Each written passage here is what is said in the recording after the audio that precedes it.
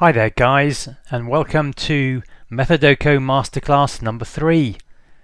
My name's Mark Davis, also known as MBD. All the gravitas of a Springer Spaniel puppy, but the know-how of a Haynes Workshop manual. Right, let's crack on. This is my Methodoku book. If you want to know more about Methodokos and you want lots of them to solve and have lots of fun doing it, visit the Ringing World shop. Get yourselves one of these. Right, let's crack on.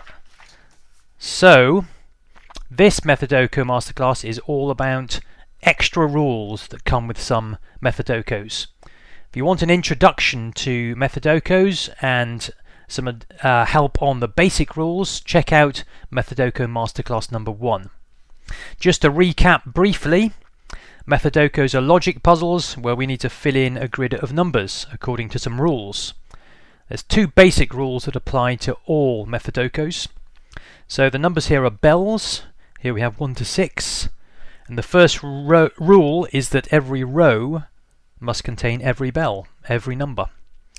And the second rule is that a bell can move at most one space between rows. So it can stay in the same space, it can move one space left or right, but it can't hop more than that. And those basic rules apply to every Methodoko. And using them, you can solve the Methodoko and the solution. There's only one solution, and that is the first lead of a method that bell ringers have rung. But some Methodokos like this one have an extra rule. This one is called no long places. If you read the Ringing World, you might also see that as no more than 2 blows in one place. Slightly more complicated way of phrasing it. But what this means is, as well as the two basic rules, we've got to follow this extra rule when we solve this Methodoku puzzle. Right, so no long places, what that means is, a bell like the 4, it can stay in the same place between two rows, but it can only do that once. So for instance, if I tried to put the 4 here, that would be 3 rows in the same place, and that breaks the no long places rule. That will be fine in other Methodokos that don't have this rule, but if you have this rule, that's no good. So let's rub that out. And just so you know, a good pencil, a nice sharp point and an excellent rubber on the end is pretty useful for solving Methodokos. So now we know what that rule means, let's try solving this particular puzzle. Okay. To start off with, I think I know where to put the 2. I think it has to go here. And if you're not sure why, again, check out my Methodoku Masterclass number 1. But basically, the only other place is here, and if it went there, there'd be this gap at the front, and there'd be too big a jump for any other bell to reach that. So when you've got one bell moving like this, really, its neighbour has to swap with it. That's the consequence. So let's keep pressing on. Obviously the 1 is swapping with some bell here, so the 2's got to stay right down here on the front. So we can fill in quite a lot of the path for the 2 right from the start. Now this bit here is interesting. There's a gap between these two clues. There's an empty row. Can we fill that in?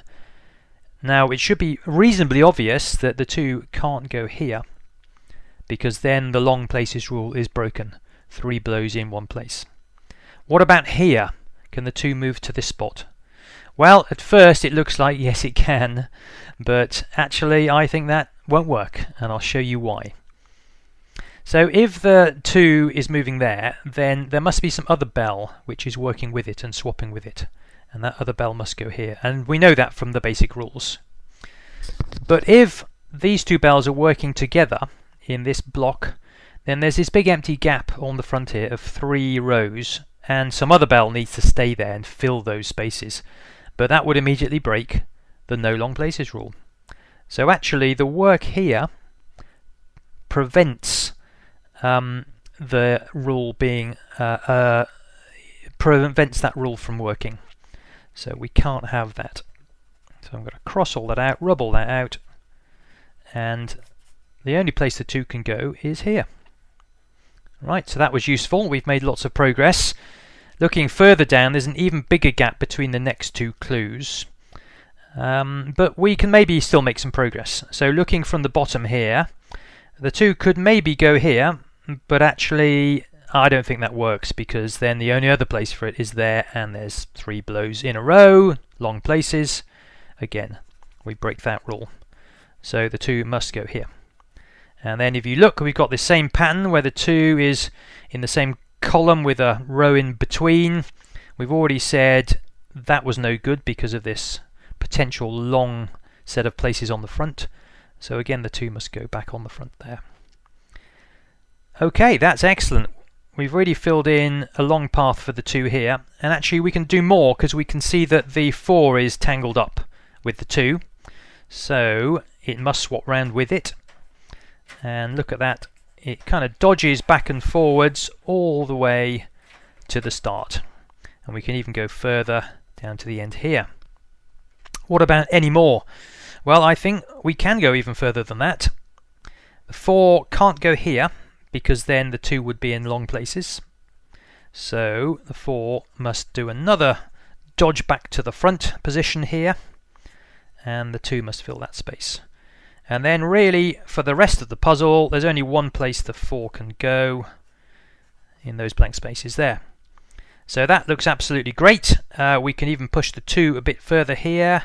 Clearly needs to kind of knuckle or dodge around the 5, and the 5 is going to have to swap with it like that. Okay, let's see where we got to. We've done all the 2 and the 4 all the way through, but we do need to make progress, I think, on the 3 and the 5 and the 6 in the rest of the puzzle. Looking at the top again, the 3 and the 5, there's only one place for them. But then, well, we look a little bit stuck. It's a long way down to the next clue, but maybe it can still help us.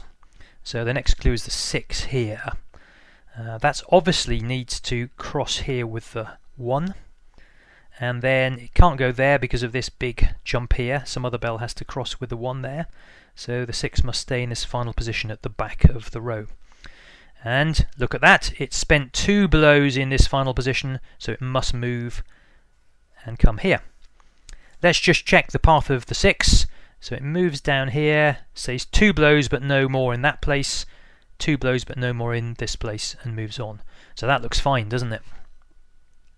And because of that, we've now got nice spaces we can fill in for the 5. It's forced through here, and the 3 is forced down here. And oh look, the 3 spent 2 blows in this place, so it must move to a different one. That's the only option, and therefore the 5's there. Right, so we've got half of the lead solved. We've got some stuff down in the bottom done. It's almost like we're 3/4 of the way there.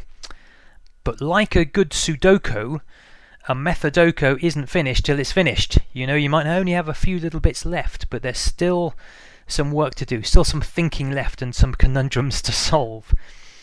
So what can we do next? So this looks even harder, doesn't it? I mean, there's a long way down between our last fully solved row and the next clues. I mean, which clues do we even use? Do we use these ones that we've been provided with, or maybe some of the ones that we filled in? So you might have to, fiddle around and play and see what works. But I think the 5 is going to be a useful bell here. And what we need to do is link up the position of the 5 here and there. And if you see, it has to pass through bell 1, the treble as ringers would name it. And there's only 3 ways it can get through the treble. There's this point here, this one and that one, these transition points.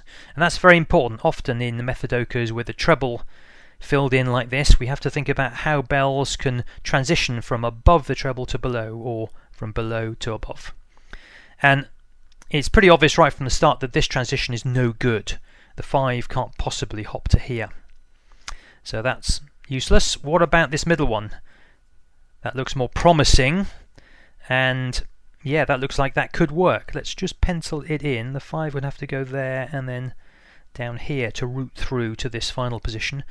But actually, no, that's no good, is it? Because again, 3 blank spaces at the back there, 1 bell's going to have to stay in those. That breaks the no long places rule. So you can see how this extra rule really adds a lot of interest to the puzzle, and it adds a lot more for you to think about, and it's, it provides really good fun puzzles.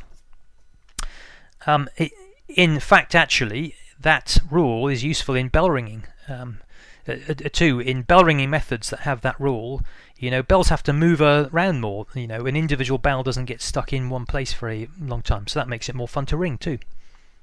So there's only one transition left for the 5 we've worked out, so the 5 has to come through this little route. And I can fill in a bit more. It must go there. Can't go in here because of this long set of places, so must kind of dodge there with the 3, and then the 3's got to come out here. Oh, I think there's only one little bit left to solve here. So the 3 again can't link up there because of the long places. Must go to the back. It's got to go there next to the 6, and it's already stayed in that place for 2 blows, so it must move out. And then I think we're pretty much done, aren't we? It only remains to fill in where the 6 is. And we've done it. We've solved that Methodoku. Fantastic.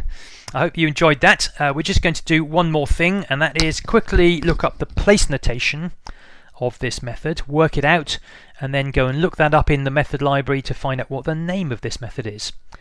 If you want more information on how to find place notation and how to look up methods, then please have a look at Methodoku Masterclass number 2. And that'll give lots of good information. But just going through quickly, what I do is I look for the places that are made, so the bell that stays in the same position between rows, and I note down the column numbers those bells are in. Where there's no places made and all bells are crossing, I mark that with a cross or an X. Oops, come here pencil. So here we are, just marking, there we go, columns 5 and 6, the bells there are staying fixed. That's another X.